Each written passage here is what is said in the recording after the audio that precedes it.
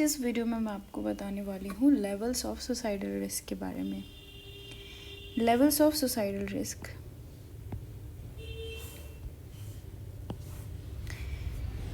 तो सबसे पहला है हमारा नंबर 1 पे पैसिव आइडिएशन। Passive ideation. तो पैसिव आइडिएशन का मतलब क्या होता है? पैसिव आइडिएशन का मतलब होता है कि जो इंसान है वो चाहता है कि वो मर जाए, लेकिन उसका अभी तक कोई उसने फिक्स प्लान नहीं बना रखा है, यानी wishes to be dead but no intent. अभी उसका कोई इंटेंट नहीं है मरने का और कोई भी प्लान नहीं बनाया है कि वो मर जाए। ठीक है, इसका एग्जाम्पल क्या दे सकते हैं? इसका एग्जाम्पल दे सकते हैं हम कि पेशेंट अगर बोले I wish I wouldn't wake up, यानी अगर स्टेटमेंट ये पास करता है पेशेंट कि I wish I wouldn't wake up, तो ये है पैसिव आइडिएशन। ठीक है, सेकंड आ जाएगा आपका सुसाइडल रिस्क में एक्टिव आइडिएशन। अब इसमें क्या होगा? वो सोच रहा है मरने का, लेकिन कोई प्लान नहीं बना रखा है उसने। ठीक है,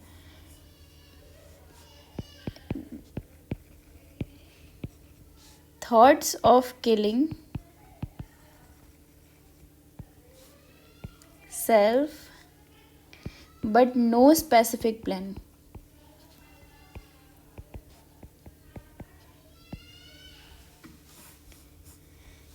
ठीक है, यानी कि थॉट्स ऑफ किलिंग सेल्फ, वो खुद को मारने की सोच रहा है लेकिन अभी तक उसने कोई प्लान नहीं बनाया। इसको बोलते हैं एक्टिव आइडिएशन। एग्जाम्पल में हो जाएगा I think about killing my self, यानी मैं सोच रहा हूँ अपने आप को मारने की।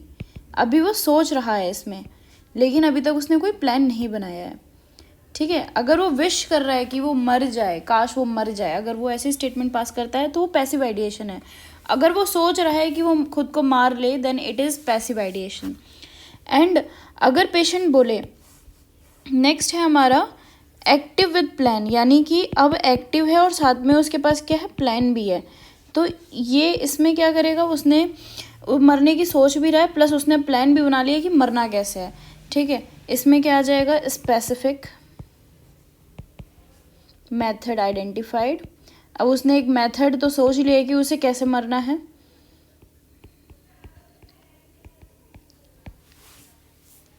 ठीक है, या अब उसके पास स्पेसिफिक मेथड भी आ चुका है। एग्जाम्पल के तौर पे आप क्या लिखोगे कि आई विल ओवरडोज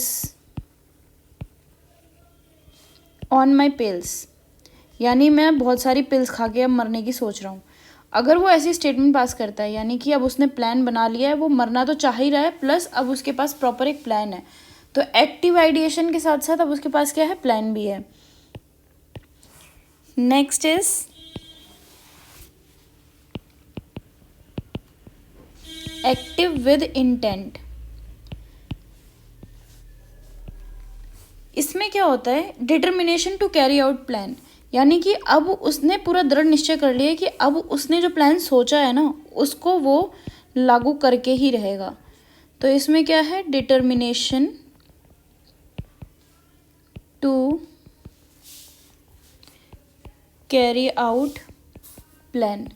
एग्जाम्पल के तौर में हो जाएगा, अभी तक इनमें इंटेंट एब्सेंट था, अब इंटेंट भी आ चुका है, यानी कि अब उसने टाइम भी देख लिया है कि अब वो किस वक्त मरेगा। ठीक है, तो उसने को बता दिया कि I will do it tonight, कि मैं आज रात को